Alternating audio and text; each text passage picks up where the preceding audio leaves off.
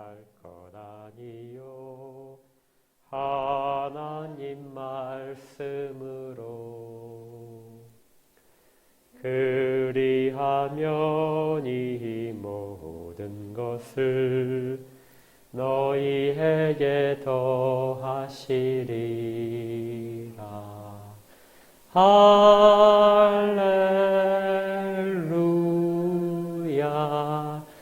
할렐루야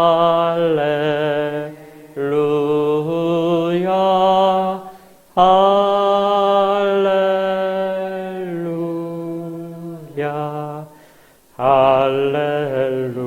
할렐루야.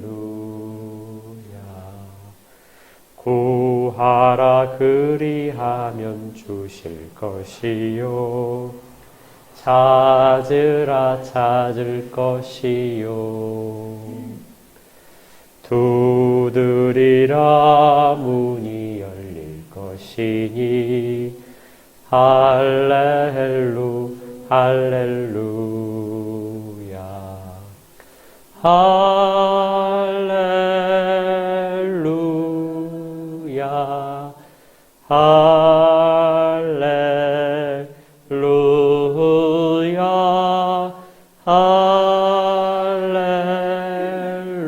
할렐루야 할렐루야 할렐루야.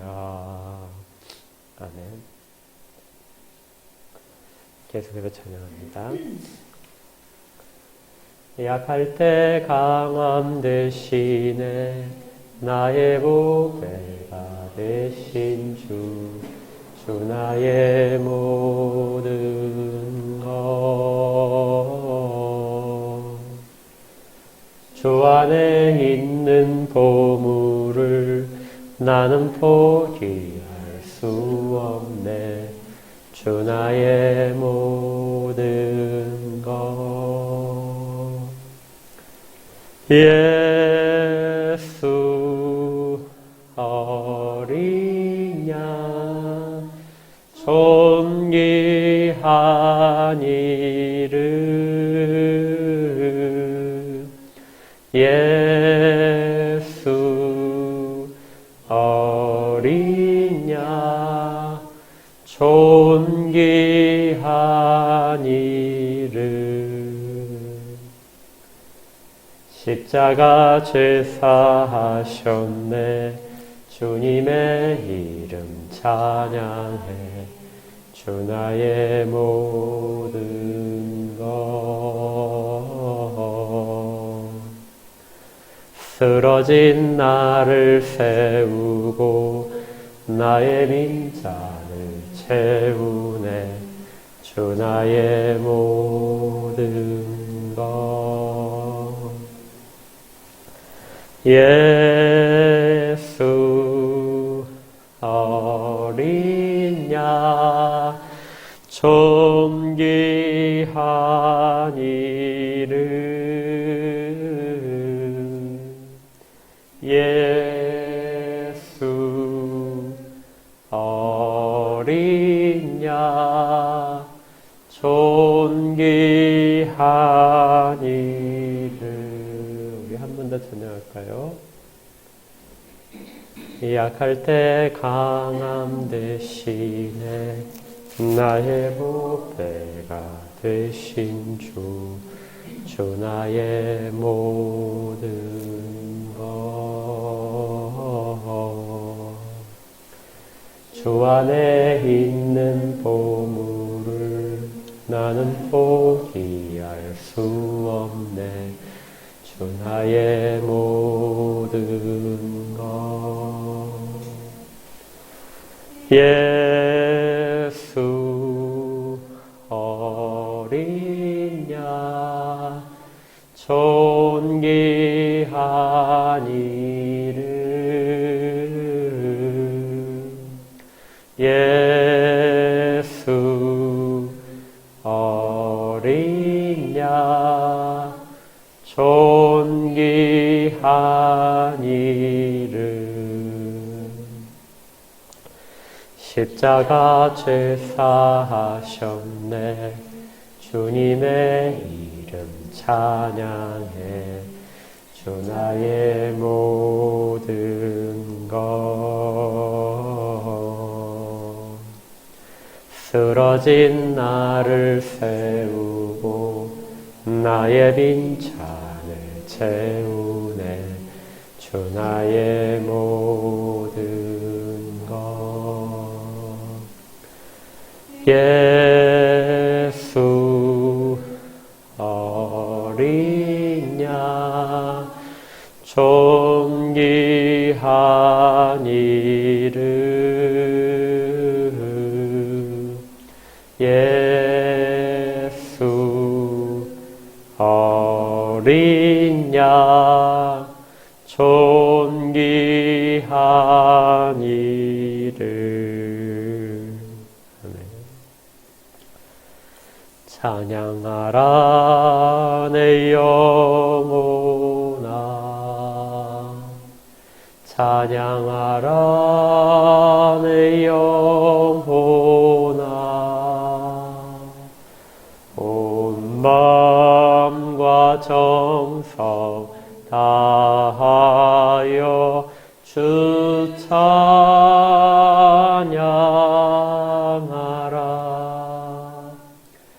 경배하라 내 영혼아 경배하라 내 영혼아 온 마음과 정성 다하여 주 경배하라.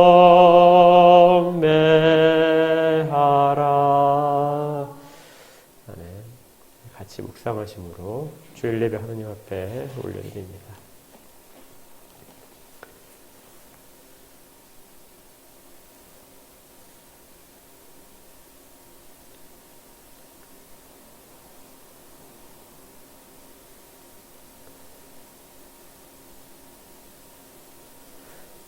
하나님, 저희 가운데 임재하셔서 저희들의 모든 것들이 하나님을 향하도록 도와주시옵소서. 하나님의 크심을 기억하게 하시고 저희들이 알고 있는 하나님보다 훨씬 더 큰 하나님을 발견하는 이 시간이 되도록 인도하시고 오직 하나님께만 영광이 돌려지는 귀한 예배로 이끌어 주시옵소서. 예수 그리스도 이름으로 기도합니다. 아멘. 찬송가 6장 찬양하겠습니다.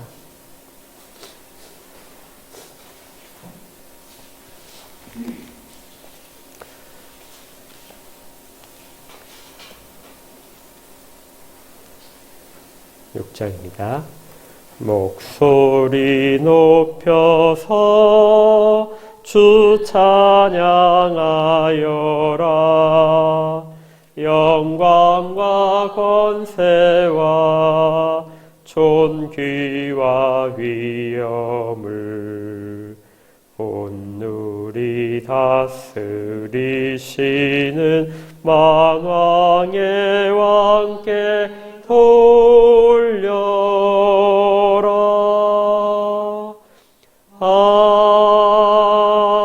아멘. 사도신경으로 신앙을 함께 고백합니다. 시작. 전능하사 천지를 만드신 하나님 아버지를 내가 믿사오며 그 외아들 우리 주 예수 그리스도를 믿사오니 이는 성령으로 잉태하사 동정녀 마리아에게 나시고 본디오 빌라도에게 고난을 받으사 십자가에 못 박혀 죽으시고 장사한 지 사흘 만에 죽은 자 가운데서 다시 살아나시며 하늘에 오르사 전능하신 하나님 우편에 앉아 계시다가 저리로서 산자와 죽은 자를 심판하러 오시리라. 성령을 믿사오며 거룩한 공예와 성도가 서로 교통하는 것과 죄를 사하여 주시는 것과 몸이 다시 사는 것과 영원히 사는 것을 믿사옵나이다. 아멘. 312장 찬양합니다.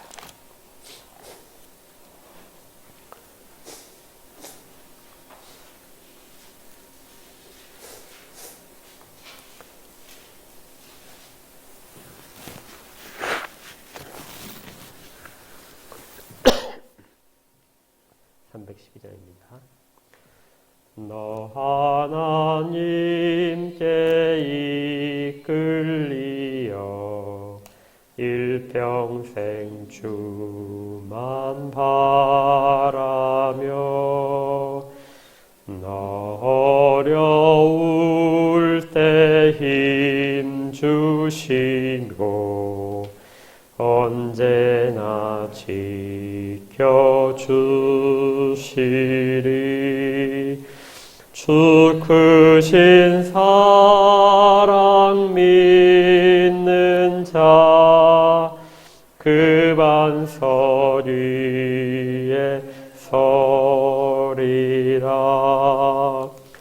너 설레는 맘 가다듬고 희망 중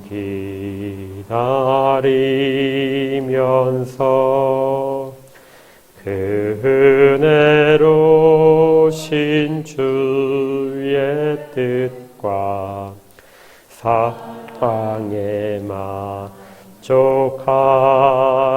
만족하여라. 우리를 불러주신 주 마음에 소원하신다.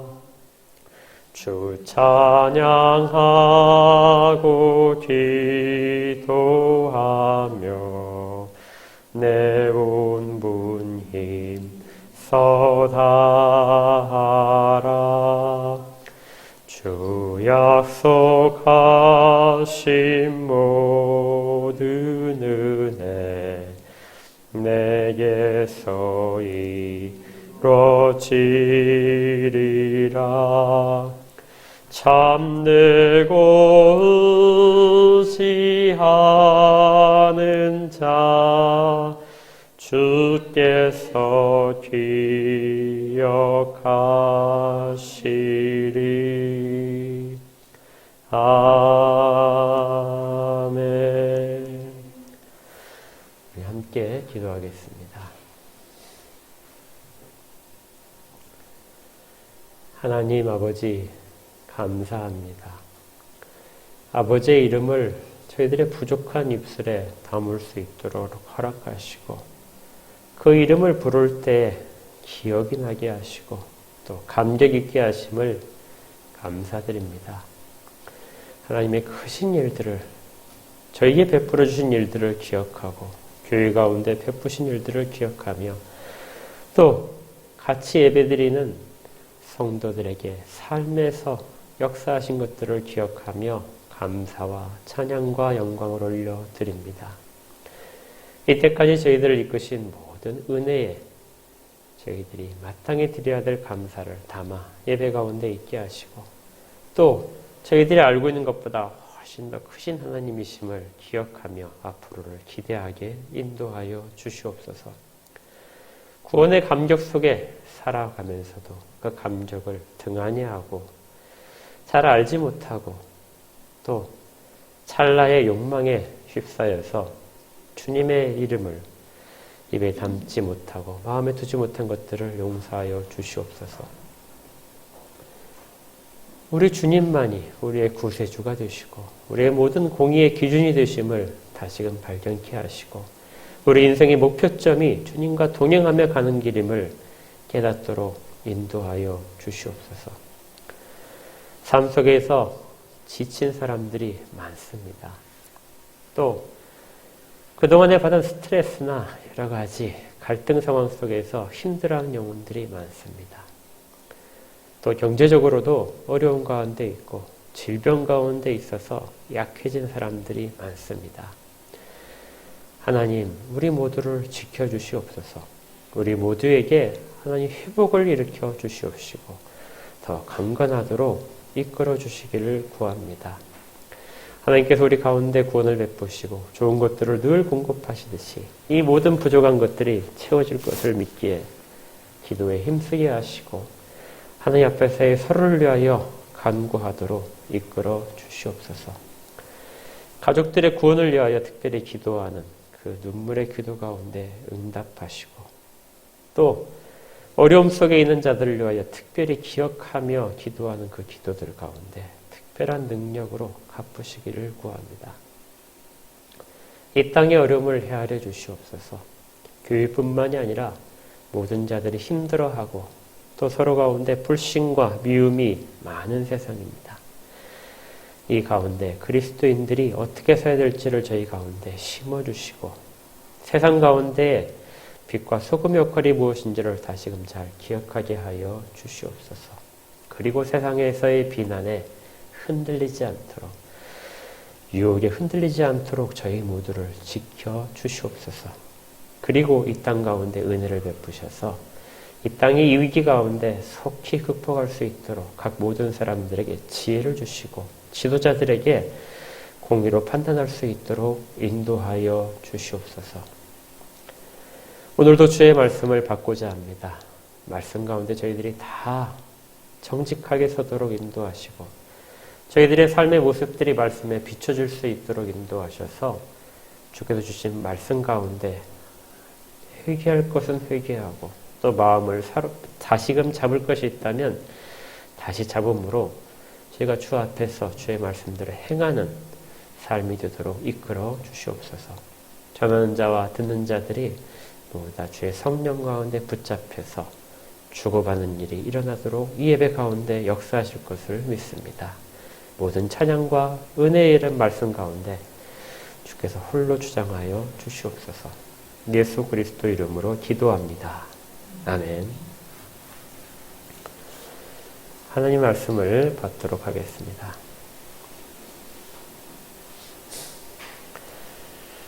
하나님 말씀은 에베소서 3장 14절부터의 말씀입니다.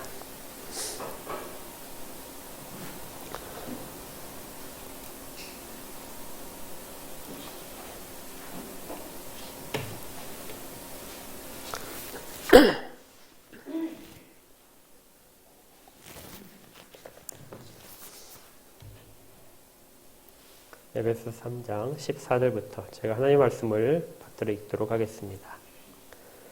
이러므로 내가 하늘과 땅에 있는 각 족속에게 이름을 주신 아버지 앞에 무릎을 꿇고 비노니 그의 영광의 풍성함을 따라 그의 성령으로 말미암아 너희 속사람을 능력으로 강건하게 하시오며 믿음으로 말미암아 그리스도께서 너희 마음에 계시게 하시옵고 너희가 사랑 가운데서 뿌리가 박히고 터가 굳어져서 능히 모든 성도와 함께 지식에 넘치는 그리스도의 사랑을 알고 그 너비와 길이와 높이와 깊이가 어떠함을 깨달아 하나님의 모든 충만하신 것으로 너희에게 충만하게 하시기를 구하노라.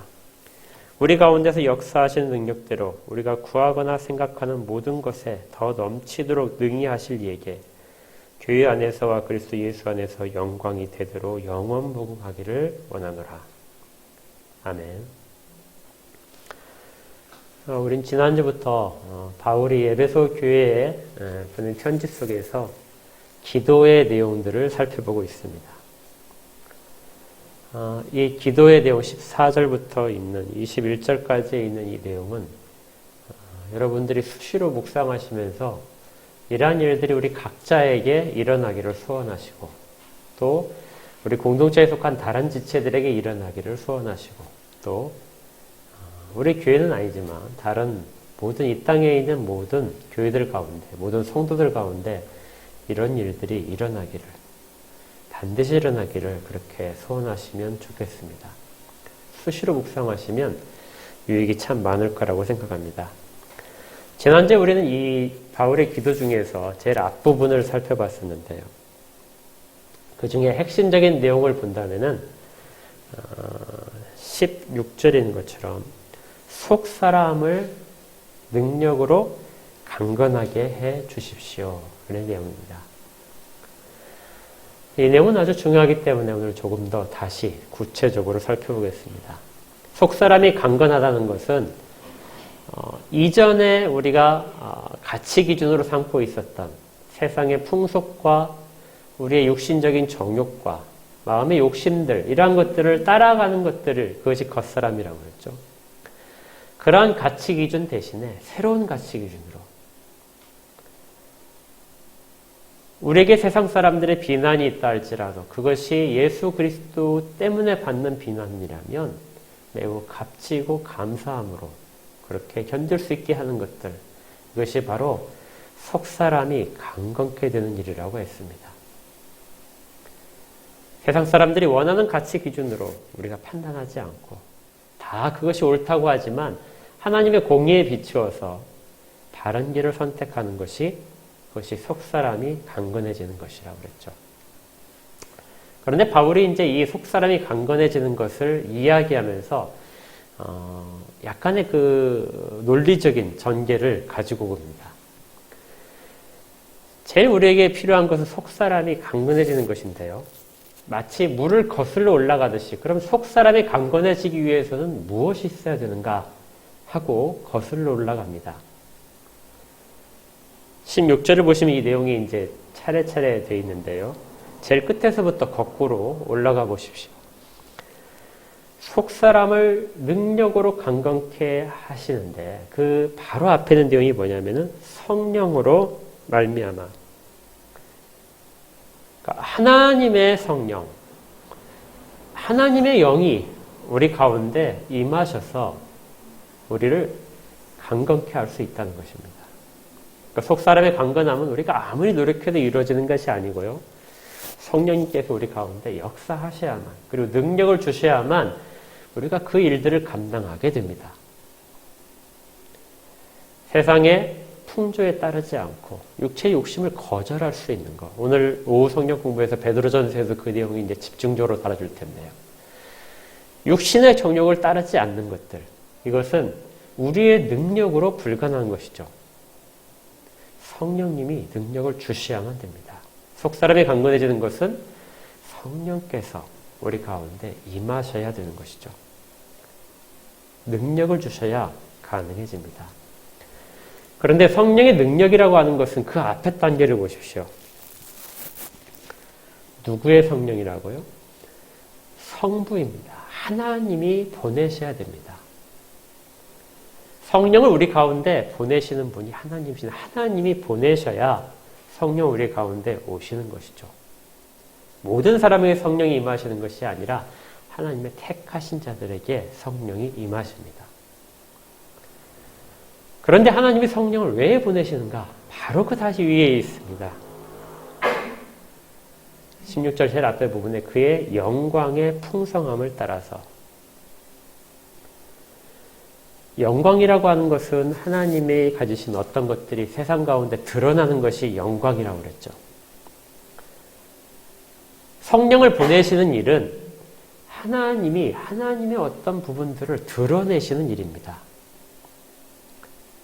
그런데 무엇을 드러내신다고요? 풍성함을 드러내신답니다. 영광의 풍성함을 따라서 성령이 오시는 것이죠. 이 풍성함이란 단어를 여러분들이 표시를 해놓고 잘 기억하시면 좋을 것 같아요. 이 풍성함이란 단어는 이 기도 가운데 아주 중요한 핵심적인 내용을 담고 있습니다. 하나님의 풍성함.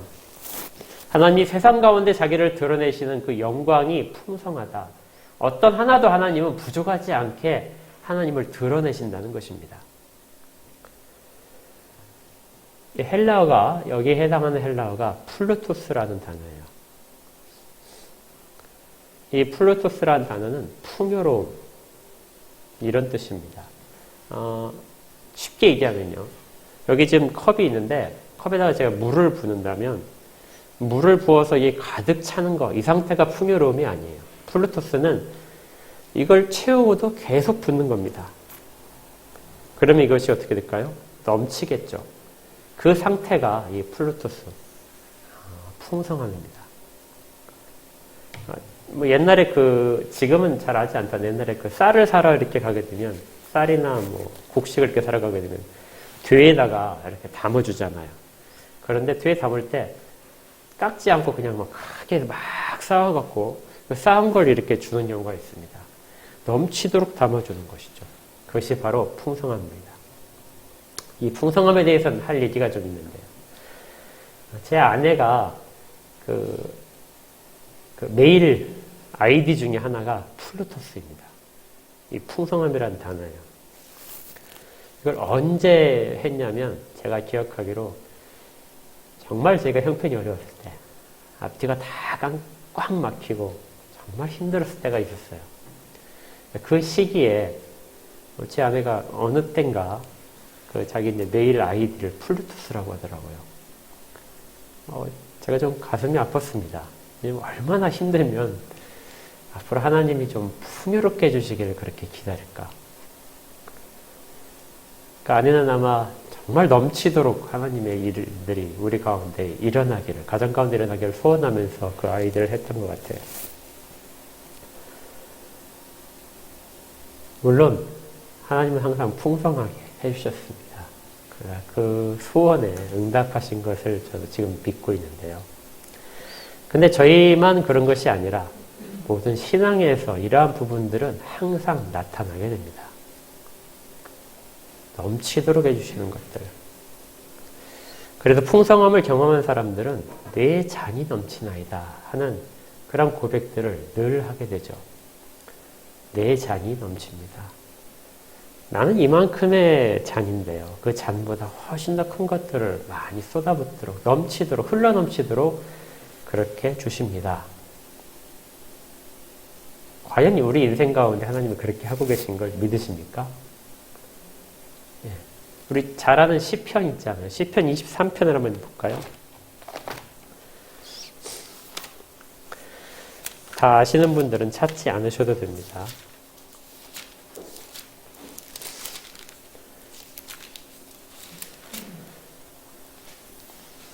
시편 23편에 다윗의 시죠. 아주 유명한 시입니다. 여호와는 나의 목자시니 내게 부족함이 없으리로다. 혹자들은 이 다윗의 시가 매우 힘든 상황에서 지어졌다고 그렇게 해석을 합니다. 어떤 상황인지 그걸 꼭 지금 따질 이유는 없고요. 다윗은 여호와가 나의 목자시기 때문에 지금 내게 부족함이 하나도 없다.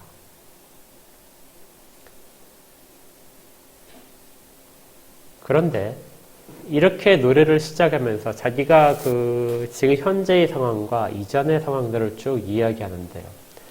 이 단어의 시제가 좀 살펴볼 필요가 있습니다.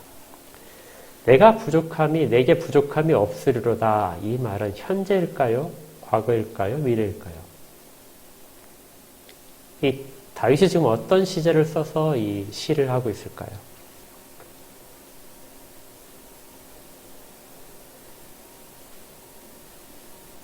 현재일까요? 미래일까요? 영어 성경 보게 되면 이제 대부분 다 미래로 되어 있습니다. 그런데 이 히브리 원문에 보게 되면 이건 미완료 시제라는 걸로 되어 있어요. 이 미완료 시제라는 것은 과거, 현재, 미래를 다 관통해서 진행되는 과정 전체를 미완료 시제로, 그 일들을 미완료 시제로 표시합니다. 그러니까 다윗이 지금 이 시를 쓰는 것은 과거에도 내게 부족함이 없었다. 그리고 현재에도 부족함이 없다. 그리고 앞으로도 부족함이 없을 것이라는 것을 동일한 내용을 쓰고 있는 그런 시제적인 표현입니다. 다윗이 살아온 인생 우리가 대부분 잘 아니까 간단히 우리가 한번 살펴보십시다. 다윗은 형제 중에 제일 막내였죠. 그래서 가장 대접받지 못한 그런 사람이었습니다. 가장 굳은 일도 해야 되고 먼 형들에게 시달림 받기도 했을 거예요. 그렇게 해서 힘든 그런 상황을 하다가 어느 순간에 갑자기 아주 유명해졌습니다. 그가 골리앗을 쓰러뜨려서 영웅이 됐죠. 영웅이 된 그의 인생이 그러면 쫙 피었느냐? 그렇지 않습니다. 그는 영웅이 됐기 때문에 수많은 질투와 시기를 받게 되고 또 사울로부터 목숨의 위협까지 받게 됩니다. 한편으로는 사울의 사위가 되어서 상당한 그 지위를 보장받았지만 한편으로는 사울의 미움을 받아서 목숨이 위협받아서 계속 쫓겨가고 그리고 심지어 숨어서 지내야 되는 그런 상황이 반복되었습니다. 그러다 보니까 정말 궁핍하니까 이거 지금으로 하면은 참 불안당이라고 했을 거예요. 자기를 따르는 사람들과 광야에 거주하다가 근처에서 양치는 사람들이 양털을 깎을 때쯤 되면은 막 찾아갑니다. 사람을 보내든지 찾아가서 쉽게 말하면 삥을 뜯는 거죠. 우리가 그동안 보호를 해줬으니까 좀 생각해서 우리한테 주어야 되지 않겠느냐. 해서 그들로부터 보호비를 받아서 그렇게 생활한 적도 있습니다. 더 심각할 때는 적국인, 자기의 원수인 블레셋까지 가서 거기서 미친 척을 하면서 목숨을 구걸하고 그 가운데서 겨우 살아남는 그러한 적도 있었죠. 다 복권이 돼서 나중에 왕에 오르게 됐는데 왕에 오르고 나서도 그의 인생이 쉽진 않았습니다. 자기의 아들에게 자기 아들들이 죽임을 당하는, 자식들이 서로 상잔하는 그런 비극을 목격해야 됐고 또 아들의 반란으로 쫓겨가는 그런 일도 겪어야 했습니다. 결국 그 반란을 다시 진압하고 왕으로 다시 돌아왔지만 아들을 잃게 되죠. 이러한 일들은 다윗의 인생 가운데서 매우 중요한 일들이었습니다. 인생의 굴곡이 굉장히 많았죠. 그런데 그가 이 시를 어느 시점에 썼는지 모르겠지만 그 일들 가운데서 과거에 있었던 일들도 다윗이 뭐라고요? 내게 부족함이 없었다. 지금 그가 광야에 숨든지 아니면 블레셋에 가서 미친 척하면서 목숨을 구걸하든지 간에 그는 내게 부족함이 없다. 앞으로도 내게 부족함이 없을 것이다. 정말 힘든 상황이 많은데요. 그 힘든 상황 속에서도 이처럼 하나님이 나를 이끄시니 내가 부족함이 없다. 앞으로도 없다. 하나님은 항상 내게 충분하게 주셨다. 이렇게 노래를 하고 있는 겁니다. 우리도 그래야 되지 않을까요? 비록 그렇게 고백하기 힘들지만 이것이 우리 가운데 보여주는 사람들이 그리고 늘상 찬양했던 그 내용인 것이죠. 그런데 다윗이 이렇게 찬양을 하다가 조금 더 마음이 움직인 것 같습니다. 그래서 노래를 하다가 밑에 보시면 5절에 보니까 주께서 내 원수의 목전에서 내게 상을 차려주시고 기름을 내 머리에 부으셨으니 내 잔이 넘치나이다. 이건 넘칠 것이 아니라 제 현재입니다. 아까는 부족하지 않다 이렇게 정도 했는데요. 그런데 이제는 정말 내 잔이 넘칩니다. 내가 감당할 수 있는 부분은 이거밖에 안 되는 것 같은데 이 정도면 나는 충분히 만족하는데 주께서는 내 잔이 넘칠 정도로 그렇게 부으십니다.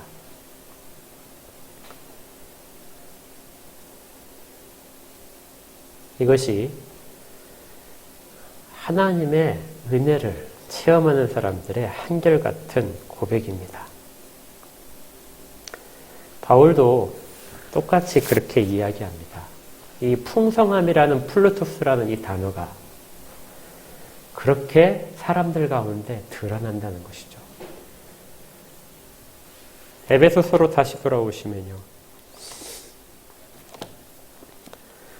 그의 영광의 풍성함을 따라서 넘치도록 부어주시는 그 모든 것들에 따라서 성령이 우리 가운데 하나님이 보내심으로 우리 가운데 임하게 되고 그 성령의 능력으로 우리가 강건케 되는 일, 이러한 것들이 일어나기를 바울이 지금 그렇게 경험을 하면서 또 구하고 있는 것입니다. 그래서 이 기도는 모든 바울의 신앙적인 그러한 경험과 그리고 또 사람들에 대한 모든 사랑함과 이런 것들이 다 담겨있는 귀중한 기도가 되는 것이죠. 그런데 바울의 기도는 이제 여기서 그치지 않습니다. 17절을 보니까 믿음으로 말미암아 그리스도께서 너희 마음에 계시게 하시옵고, 바울이 계속 기도하는 두 번째 내용은 그리스도께서 모든 사람들 가운데 각자의 마음 가운데 계시게 해 주시옵소서. 계신다는 말은 같이 사는 걸 말합니다. 그러니까 잠시 머물러 가는 것이 아니라 그리스도가 우리들 마음 가운데 들어오셔서 그렇게 계속 살아주십시오. 이렇게 이야기를 하는 것이죠. 그리스도가 우리 가운데 계시는 것은 어떤 신비로운 경험을 이야기하는 것이 아닙니다. 우리가 신비로운 어떤 그 극단적인 체험을 통해서 그리스도가 나를 꽉 채우시는 것 같은 그러한 그 남이 알지 못하는, 나만이 경험하는 그런 정말 희열이나 이런 것들을 의미하는 것이 이것이 결코 아닙니다. 또 내 존재가 완전히 지워지고 그리스도만이 드러나는 것도 아닙니다. 이건 그리스도가 우리와 함께 사시는 것을 말합니다.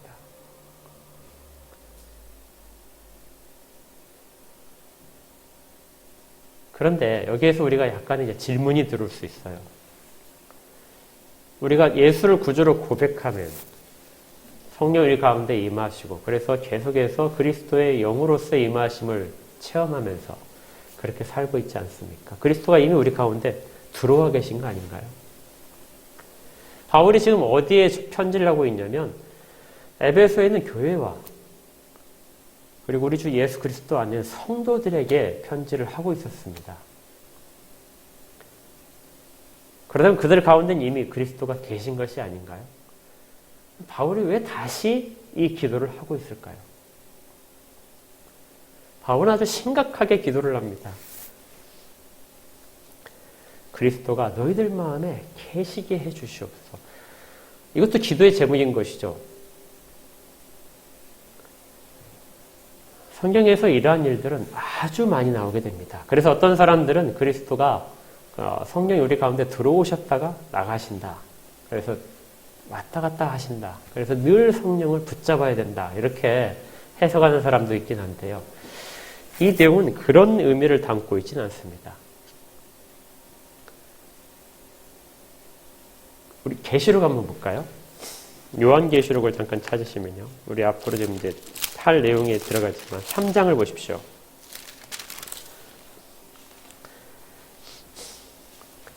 3장 14절을 보시면 제가 읽어드리겠습니다. 라오디게아 교회의 사자에게 편지하라. 아멘이시오. 충성되고 참된 증인이시오. 하나님의 창조의 근본이신 이가 이르시되 내가 너의 행위를 아노니 네가 차지도 아니하고 뜨겁지도 아니하도다. 네가 차든지 뜨겁든지 하기를 원하노라. 네가 이같이 미지근하여 뜨겁지도 아니하고 차지도 아니하니 내 입에서 너를 토하여 버리리라. 네가 말하기를 나는 부자라 부유하여 부족한 것이 없다 하나 내 공고한 것과 가련한 것과 가난한 것과 눈먼 것과 벌거벗은 것을 알지 못한도다. 내가 너를 권하노니 내게서 불로 연다는 금을 사서 부유하게 하고 흰옷을 사서 입어 벌거벗은 수치를 보이지 않게 하고 안약을 사서 눈에 발라 보게 하라. 20절로 가게는 볼지어다 내가 문 밖에 서서 두드리노니 누구든지 내 음성을 듣고 문을 열면 내가 그에게로 들어가 그와 더불어 먹고 그는 나와 더불어 먹으리라. 분명히 교회에 보내신 편지입니다. 편지 내용 중에 우리가 잘 아는 부분이 있어요. 내가 문 밖에 서서 두드리노니 누구든지 내 음성을 듣고 문을 열면 내가 그에게로 들어가 그와 더불어 먹고 그는 나와 더불어 먹으리라. 우리가 전도할 때 많이 사용하는 구절이긴 한데요. 그런데 이 구절은 그렇게 적용하게 되면 바른 이해가 되지 않습니다. 교회에 보낸 내용 중에 있는 것이죠. 교회는 이미 사람들이 그리스도를 영접해서 마음에 모시고 사는데 그리고 교회의 주인이 그리스도이신데 그리스도께서 지금 말씀하시는 겁니다. 내가 문 밖에서 문을 두드리고 있다. 열어라. 내가 들어가서 너희들과 같이 먹고 싶다. 마시고 싶다. 그런데 너희들이 열지 않는구나.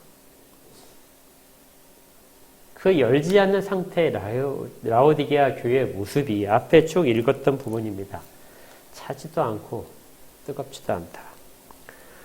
너희는 스스로 다 부유하다고 생각하고 있구나.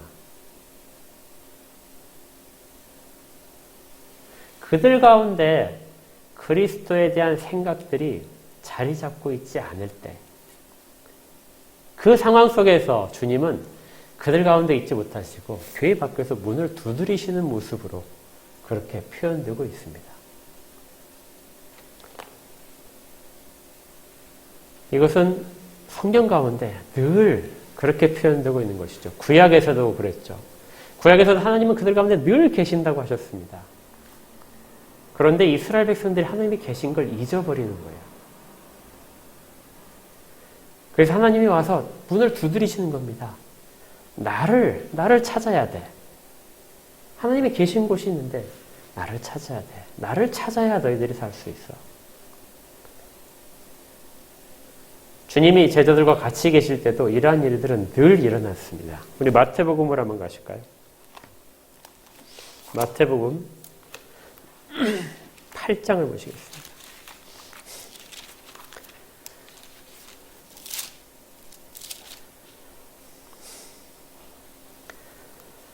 8장 23절에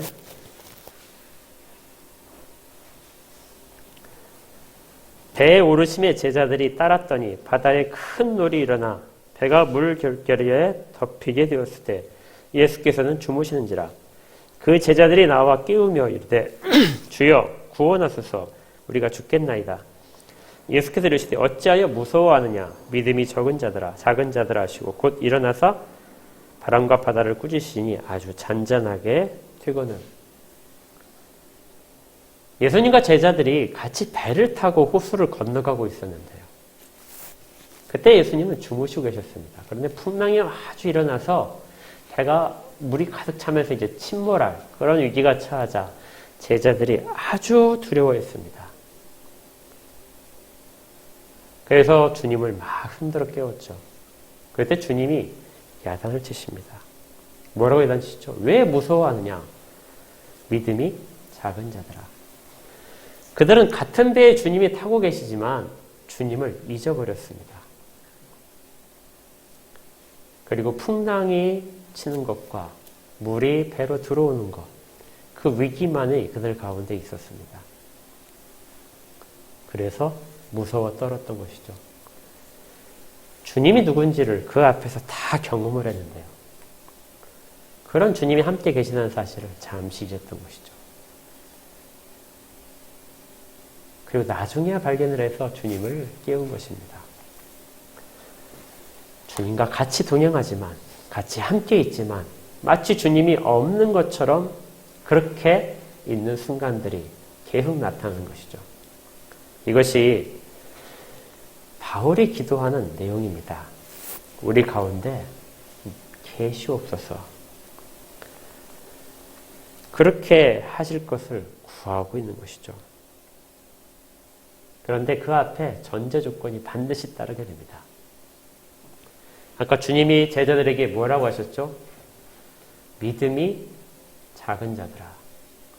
믿음이 작다는 얘기는 그 무서워하는 것 자체를 가르친 것 같지만 실제로는 그 믿음이 작았다는 것은 주님을 잊어버린 상태를 말합니다.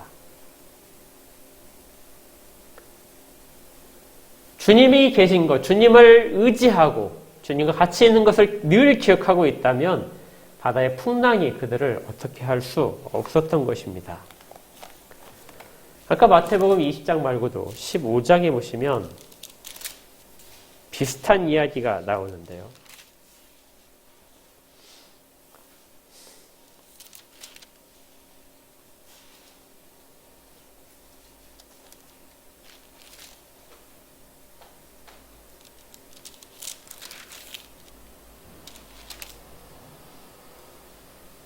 (14장입니다) 14장 22절에 배를 타고 제자들과 같이 가시는 장면인데 이때는 예수님께서 배를 타지 않으셨어요.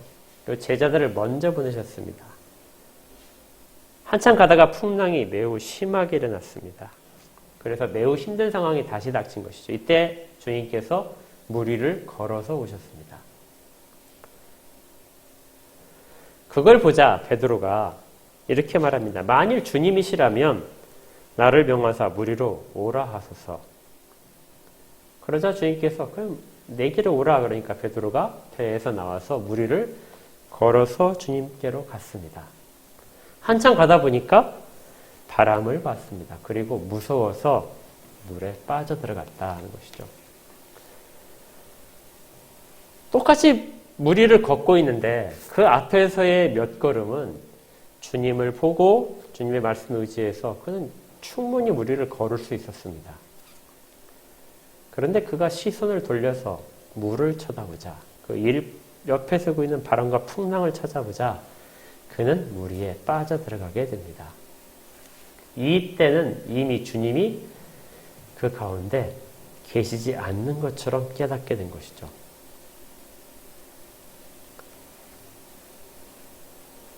이것이 우리의 믿음이 부족한 부분입니다. 거기서 뭐라고 말씀하시죠? 31절에 예수께서 즉 시선을 내밀어 그를 붙잡으시며 이르시되 뭐라고요?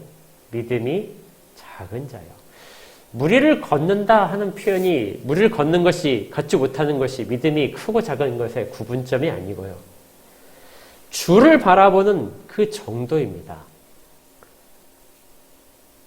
주께서 명하시기에 내가 그것을 합니다. 주님을 바라보고 갑니다 하는 것이 믿음이 큰 것이고요. 그렇지 않고 시선을 돌려서 주님으로부터 다른 곳으로 시선을 돌렸을 때가 믿음이 작아지는 것입니다.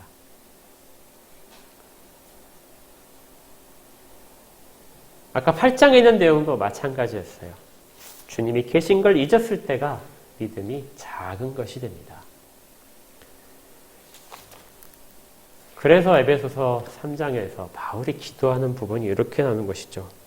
믿음으로 말미암아 그리스도께서 너희 마음에 계시게 하시었고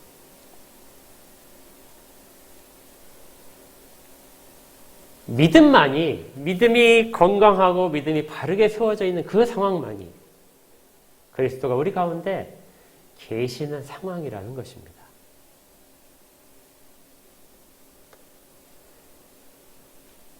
주님은 우리의 마음을 제외시키고 일하시지 않습니다. 앞에 있는 속사람이 강건케 되는 것은 성령의 능력으로 강건케 되는 것이죠. 그런데 지금 그리스도가 우리 가운데 계시는 것을 우리가 경험하고 체험하고 인정하는 것은 우리의 믿음이라는 요소가 들어갑니다. 그리고 그 믿음은 마음과 연결되어 있죠.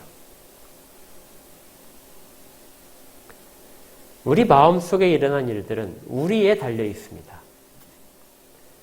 속사람이 강건케 되고 그리스도가 계시는 것은 하나님의 영역이지만 믿음만큼은 우리에 연관된 영역이라는 것입니다.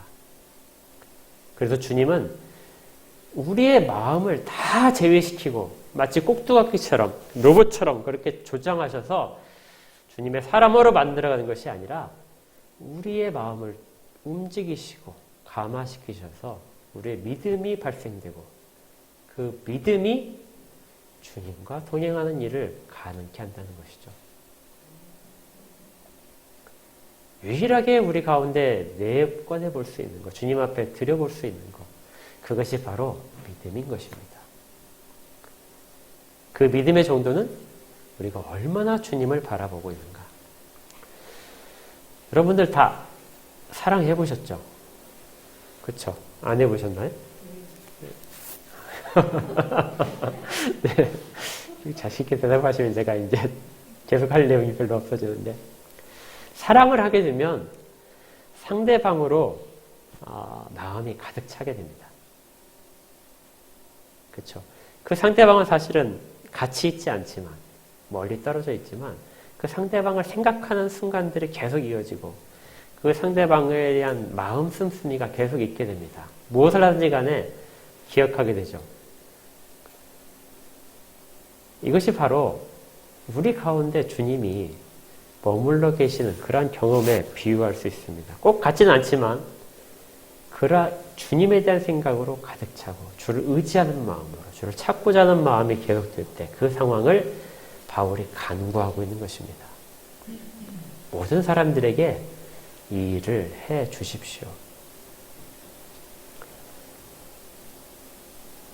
그런데 이렇게 되는 일들은 우리 가운데 무엇을 가능케 하냐면요. 사랑 가운데서 뿌리가 박히고 터가 굳어지게 된답니다. 17절에 계속해서 이렇게 되어 있죠. 예수께서 우리 가운데 거하시면 우리와 같이 먹고 마시고 하시면 우리 마음속에서 그렇게 하시면은 그 사랑 가운데 뿌리가 우리가 박힌다는 것입니다. 거기에 사랑은 우리가 하는 사랑이 아니라 그리스도의 사랑입니다. 그리스도의 사랑 가운데 우리의 뿌리가 박히고 그 다음에 기초가 단단하게 세워지게 되면 흔들리지 않습니다. 뿌리가 깊을수록 나무는 흔들리지 않죠. 아주 강풍이 세는 곳에서 서 있는 나무들은 뿌리가 매우 깊게 들어가 있거나 아니면 그들이 모두가 다 뿌리를 서로 엮어서 넘어지지 않도록 해놨기 때문입니다. 어느 순간이 오더라도 흔들리지 않는 믿음. 그것은 사랑 가운데 깊이 뿌리 박힌 믿음입니다. 우리가 그리스도의 사랑을 알면 알수록 우리는 더 그 가운데 우리 신앙의 뿌리가 더 깊게 박혀 들어갑니다. 그래서 바울이 이런 내용을 계속해서 하는 것입니다. 18절에 능히 모든 성도와 함께 지식에 넘치는 그리스도의 사랑을 알게 해주십시오.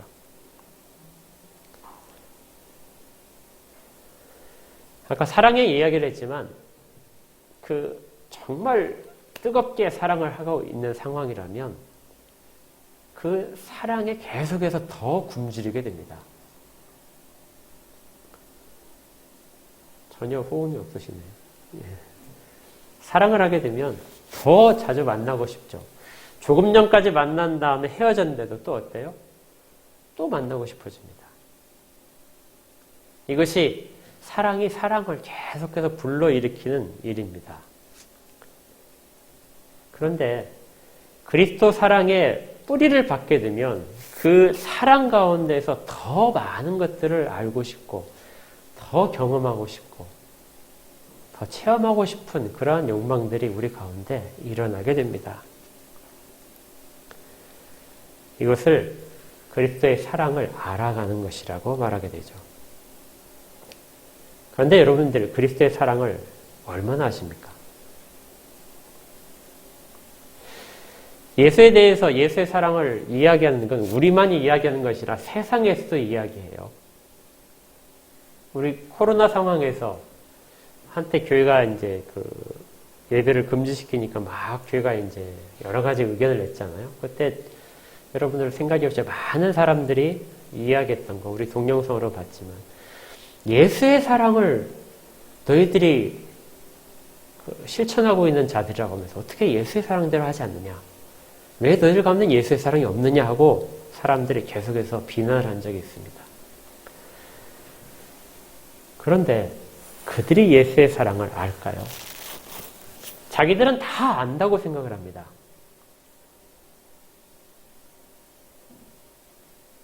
예수에 대해서 어떤 사람들은 예수는 여성 해방가다. 그렇게 이야기하는 사람도 있고요. 예수의 사랑을 생각하게 되면 동성애도 다 허용된다. 왜? 예수님은 다 죄인들 용서하시니까. 다 받아주시니까. 그러면 박애자주의자처럼 그렇게 보이기도 합니다. 어떤 사람들에게는 예수님이 성전을 막 회파하는 사건, 그런 사건을 통해서 사회를 변혁시키는 혁명가로 취급하기도 합니다. 어떤 사람들은 역사의 선구자라고 합니다. 당시의 사람들로서는 생각하지 못했던 것들을 그렇게 사상적으로 이야기했기 때문에 그렇죠. 그런데 그들이 예수를 바르게 한 것일까요? 그들은 자기들이 알고 있는 지식의 한계 속에서 예수를 파악하고 그것으로 다른 사람에게 그걸 적용시켜서 기준으로 삼아서 비난을 하고 비판을 하는 것이죠. 그런데 그들은 예수를 알지 못합니다. 정말 일부분에 대한 것들만을 알고 있는 것이죠. 그런데 놀랍게도 우리 신앙이 성숙하면 성숙할수록 우리는 나중에 하는 고백들은 우리는 예수를 다 알지 못합니다. 우리는 하나님을 다 알지 못합니다. 이런 고백들이 우리 가운데 나오게 됩니다. 우리가 주님이 우리를 향해서 우리를 위해서 흘리신 그 피에 대한 것들을 쭉 생각해 보지만 그런 것들 우리가 얼마나 알 수 있을까요? 우리가 다 알지 못하는 것. 이것이 그리스도의 사랑에 대한 지식입니다. 그래서 바울이 지금 기도하고 있는 내용이 우리에게 그리스도의 사랑에 대한 지식을 더 알 수 있도록 해주십시오. 더 깊이 뿌리가 박히는 건 더 많은 것들을 흡수하기 위해서 뿌리가 박힙니다. 뿌리가 박혀서 우리는 흔들리지 않는 것, 내가 흔들리지 않고 교회가 흔들리지 않는 것으로만 그렇게 생각하기 쉬운데요. 뿌리가 박히는 또 다른 이유는 더 깊은 물들을 아무리 말르더라도 마르지 않는 그 물을 찾아서 뿌리가 뻗어가는 것이죠. 그곳까지 갈 수 있도록 우리의 지식들이 더 풍성해지도록 그렇게 해주십시오. 우리는 주님에 대해서 사실 그렇게 많이 알고 있지 못합니다. 이건 늘 성경 가운데 있었던 고백이기도 합니다. 그래서 유대인들이 뭐라고 고백을 했냐면요. 그 밑에 보십시오. 19절에 그 너비와 길이와 높이와 깊이가 어떠함을 깨닫도록 해주십시오. 이건 유대인들이 늘 이야기하는 하나님의 지혜에 관련된, 하나님에 대한 지식에 관련된 묘사를 할 때 늘 사용되는 대표적인 단어입니다. 욥기에 보게 되면 이 내용이 있는데요. 찾으실 거 없고 제가 읽어드리겠습니다. 욥기 11장에 욥을 찾아온 친구 중에 한 사람이 소발이라는 사람이 하나님의 지혜를 말하면서 이렇게 얘기합니다. 욥에게 이렇게 충고를 하는데요. 네가 하나님의 오묘함을 어찌 능히 측량하며 전능자를 어찌 능히 완전히 알겠느냐. 하늘보다 높으시니 네가 무엇을 하겠으며 수월보다 깊으시니 네가 어찌 알겠느냐. 그의 크심은 땅보다도 길고 바다보다 넓으니라. 소발 사람이 가장 핵심적인 내용에 대해서 이야기는 하지 못했지만 그는 당시의 세상에서 알고 있던 하나님에 대한 지식에 대한 그 바른 고백을 하고 있긴 합니다. 욥도 나중에 이런 고백을 동일하게 하게 되죠. 내가 하나님에 대해서 안다고 했지만 다 몰랐습니다. 우리가 아무리 지식적으로 성경에 대해서 풍부한 학식을 가진다 할지라도 하나님에 대해서 다 알지 못하고 그리스도의 사랑에 대해서 다 이야기하지 못합니다. 우리가 오직 아는 것은 그 너비와 깊이와 높이와 길이가 어떠한지, 우리의 측량 범위를 훨씬 넘어선 건지를 그것만 알 수 있다는 것이죠.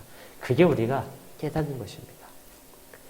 그리스도의 사랑에 깊이 들어가면 들어갈수록 그것이 얼마나 깊은지, 얼마나 넓은지, 얼마나 높은지 그 한계를 우리가 발견하기 어렵구나.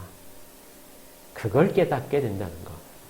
이것이 바울이 경험한 것이고 성경에는 모든 신앙의 선배들이 경험한 것입니다. 그리고 우리도 그것들을 신앙이 깊어질수록 더 깊이, 더 분명하게 깨달아 가는 것이죠. 그런데 이렇게 하는 것을 바울은 모두가 함께 해야 된다고 말합니다. 18절에 뭐라고 되어 있죠? 모든 성도와 함께.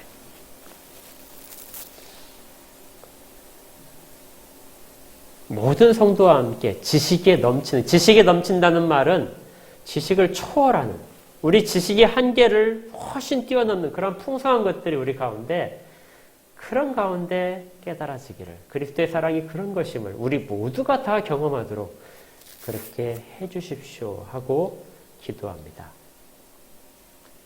여기에서의 모든 성도들, 어떤 한 사람도 제의됨이 없이 그리스도의 사랑의 그 풍성함을 깨닫도록 하십시오. 우리가 아는 것이 얼마나 지엽적인 것인지, 그리스도의 사랑은 얼마나 더 큰지를 깨닫게 하여 주십시오.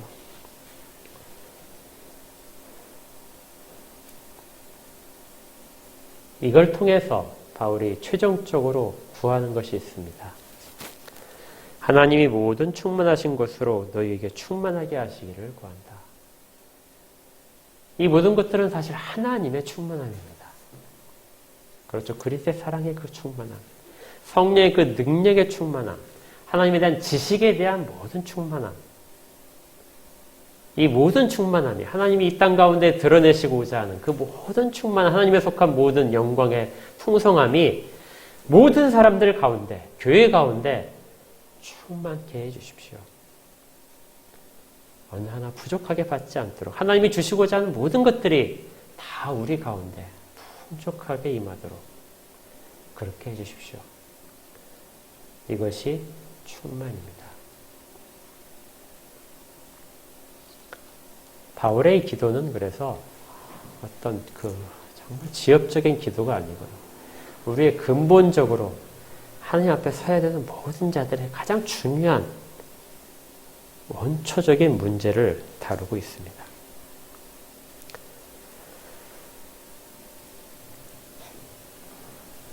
우리 가운데 기도에도 구할 때 이런 부분들이 늘 담겨 있어야 됩니다. 그리고 이제 찬양이 이루어지는데요. 20절부터 21절까지는 바울이 이제 기도를 마무리하면서 하나님 앞에 드린 찬양입니다. 그러니까 기도는 기도로서 끝나는 것이 아니라 그 가운데 있는 찬양으로 마무리하게 됩니다. 근데 그 찬양 가운데 20절이 아주 중요한데요. 우리 가운데서 역사하시는 능력대로 이미 능력을 구했잖아요. 우리가 구하거나 생각하는 모든 곳에서 더 넘치도록 능히 하실 이에게. 지금 바울이 아주 간절하게 무릎을 꿇고 기도를 했습니다. 그래서 구했습니다. 그런데 우리가 구한 것들, 그리고 우리가 말로 하지 못했지만 생각하고 있는 모든 것들, 하나님 앞에서 기대하는 모든 것들, 그것보다 어떤 거라고요? 모든 것에 있어서 더도록 넘치도록 그렇게 능히 하시느니라. 이 부분이 하나님이시라는 겁니다. 그러니까 우리는 참 이렇게 보게 되면 왜소한 것이죠. 우리는 지식에 있어서도 하나님을 다 알지 못합니다. 우리의 능력으로서도 하나님이 원하시는 수준까지 전혀 도달할 수 없습니다. 그리고 우리가 아무리 체험하고 사랑을 고백한다 할지라도 그리스도의 사랑을 다 알지 못합니다. 그런데 무엇도 다 못하냐면 우리에게 하나님이 주실 수 있는 것도 우리는 다 구하지 못한다는 거예요. 그리고 거기까지도 생각하지 못한다는 겁니다. 그런데 하나님은 그것보다 훨씬 더 많은 것들을 우리에게 주신다는 것이죠.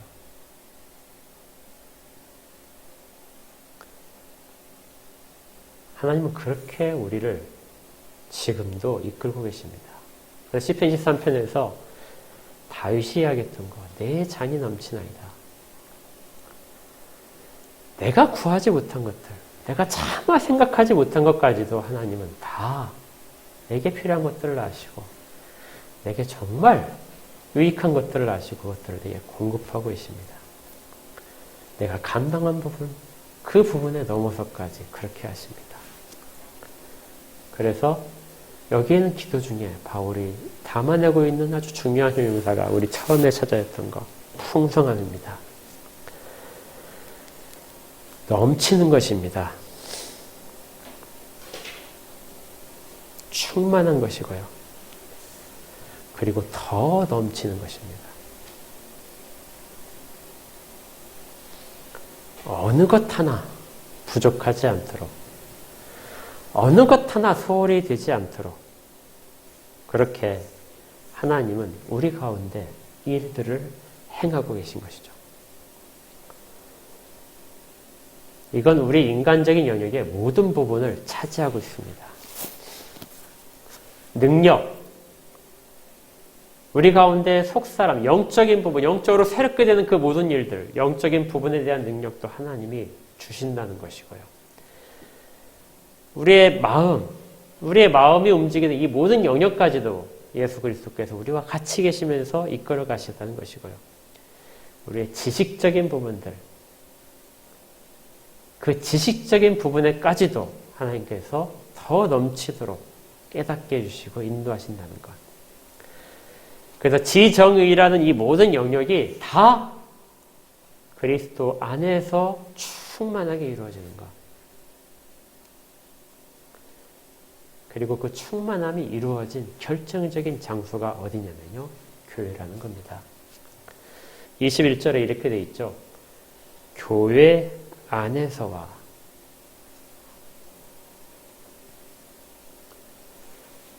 교회는 단순히 모여서 예배드리는 장소가 아닙니다. 하나님이 공급하시는 모든 은혜의 방편들이 각 사람에게 충만하게 될 수 있도록 하시는 곳이 교회입니다. 교회의 중요성은 인원에 있지 않고 이 충만한 가운데 있는 것이 중요합니다. 우리 1장 하실 때 이 부분을 살펴봤었는데요. 1장을 잠깐 다시 보실까요? 1장 23절 교회는 그의 몸이니 만물 안에서 만물을 충만하게 하신 이에 충만합니다. 원래 충만함이라고 하는 것은 그리스도에게 해당되는 말입니다. 그렇죠. 모든 충만은 그리스도에게 있습니다. 하나님의 모든 드러나심의 충만함도 그리스도에게 있습니다. 그런데 그 충만함을 다 가지신 상태에서 어디에 머리가 되시냐면 교회의 머리가 되시죠. 교회의 머리가 되시고 교회를 충만하게 하시는 것입니다. 왜냐하면 교회는 그에 연결된 몸이기 때문에요. 그리고 이 모든 충만한 가운데 하나님이 영광을 받으십니다. 그리고 그 속해 있는 모든 존재들이 바울이 지금 기도했던 것처럼 속사람이 강건케 되고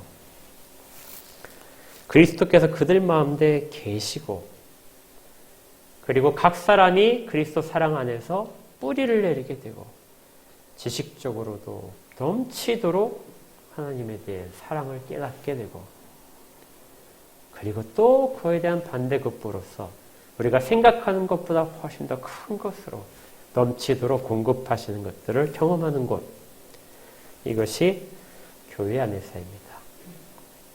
또한 그리스도 예수 안에 있는 모든 자들에게 해당되는 일입니다. 찬양은 이렇게 끝납니다. 이것들을 가능케 하시고 약속하신 분이 주님이심을 기억하며 거기에 대한 모든 감사와 영광을 돌리는 것.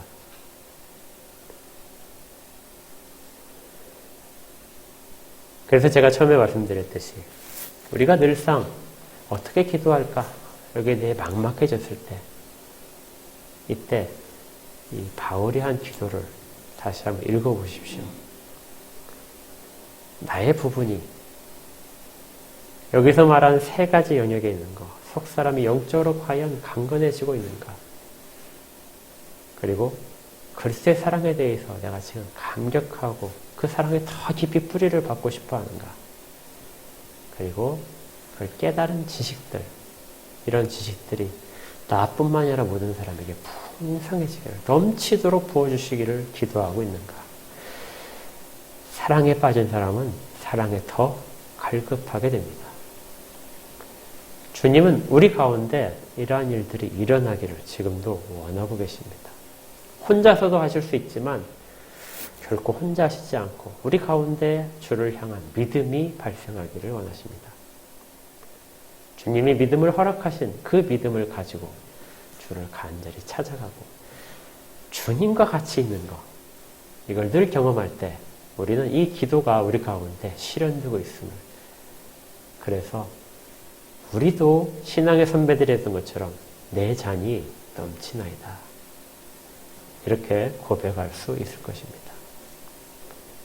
우리 다 이렇게 되기를 주 이름으로 축복합니다. 기도하겠습니다. 하나님, 감사합니다. 바울의 기도를 통해서 하나님은 우리가 생각하는 것보다, 우리가 주님의 사랑을 생각하고 느끼고 체험하는 것보다 훨씬 더 깊이 사랑하고 계신다는 것을 알려주시고, 우리가 하나님의 능력을 믿고 있는 것보다 훨씬 더 큰 능력을 붙들고 계신다는 것을 알게 하시고, 하나님께 우리가 구하는 것보다 훨씬 더 좋은 것들로, 더 풍성한 것들로 우리를 채우고 계심을 발견하게 됩니다. 이러한 약속에 의지하여 저희들의 모든 입술의 고백들이 이루어지도록 도와주시옵소서.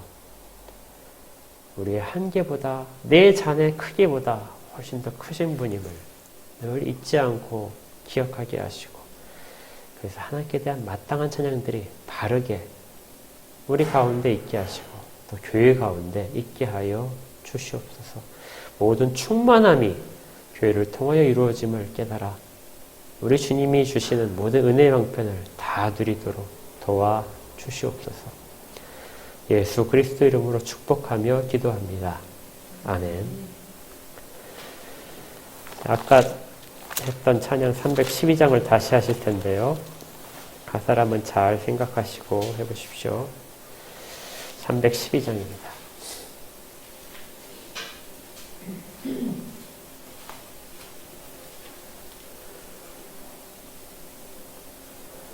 너 하나님께 이끌리어 일평생 주만 바라며 너 어려울 때 힘 주시고 언제나 지켜주시리.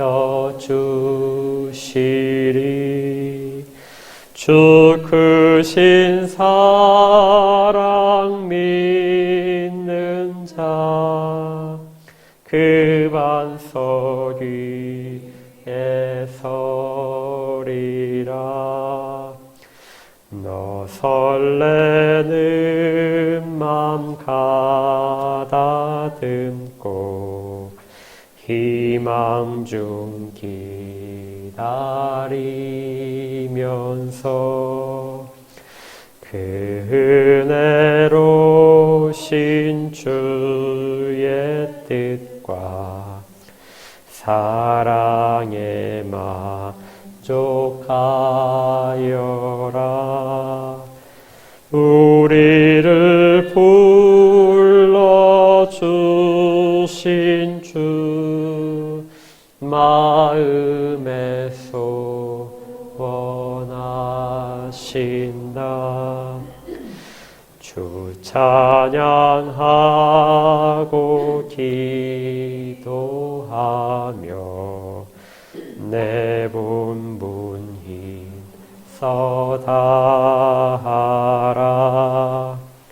주 약속하신 모든 은혜 내게서 이루어지리라. 참되고 의지하는 자 주께서 기억하시리. 아멘. 헌상하겠습니다.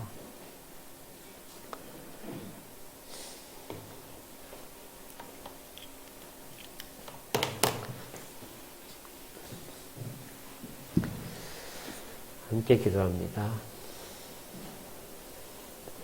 하나님, 감사합니다. 저희들의 손 가운데 힘을 주시고 이 손을 통하여 땀을 흘릴 수 있도록 하셨음을 감사합니다.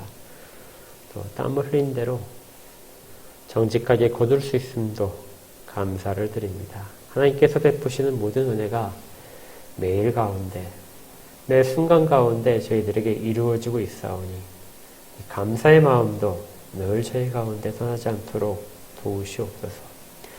한순간도 주님과 떠나 있지 않도록 그렇게 이끌어 주시고 저희들의 모든 마음들이 주를 향함으로써 믿음이 큰 자야 하고 칭찬받을 수 있도록 도우시옵소서. 주의 은혜가 풍족하게 임할 것을, 교회 가운데 임할 것을 믿습니다. 물질들이 사용하는 곳마다 생명들이 살아나게 하시고 주님에 대한 생각들이 더 깊어지게 하시고 주의 사랑을 더 깊이 깨닫는 일들이 일어나도록 인도하여 주시옵소서. 생명 살리는 일에 교회가 앞장설 수 있도록 주께서 복을 주시기를 구합니다. 또 이 공동체에 속하는 모든 존재들이 하나님 앞에서 하나님의 크심과 우리가 구하지 못한 것까지도 공급하시는 하나님의 넉넉하심과 넘치시는 은혜들이 그 가운데 임할 것을 믿습니다. 이제도 우리 구주 예수 그리스도의 은혜와 하나님 아버지의 크신 사랑하심과 성령님이 내주하시며 속사람을 강건케 해주시고 또 필요에 따라 위로하시고 인도하시는 은혜가 모여 예배드린 모든 자들 가운데 한뜻교회 위에 또 이 땅의 모든 교회들 가운데 그리고 그 가운데 속하여 주의 이름을 지금도 부르며 찬양하는 모든 자들 가운데 영원까지 함께 있을지어다. 아멘.